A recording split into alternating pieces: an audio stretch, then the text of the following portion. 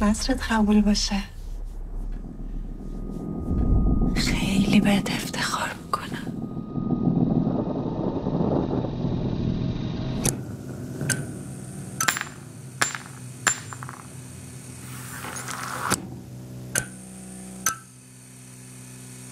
خب الانم که قاضی تحقیقات شده این خطرها هست دیگه. گفتم شرایط زندگی ما عوض شده، باید خیلی مراقب باشیم. اینو بهم دادن برای حفاظت شخصی. برای چی؟ حفاظت از خودمون. الان از تو چیزی خواستم؟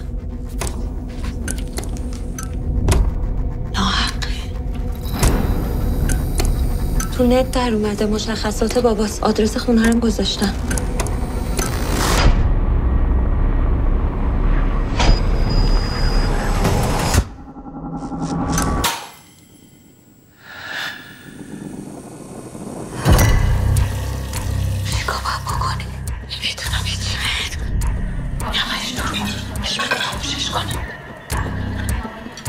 اشتباه دیدی بود که به زن و بچه‌ت گفتی کارت چیه؟ مگه میشه نگفت؟ تا قبل.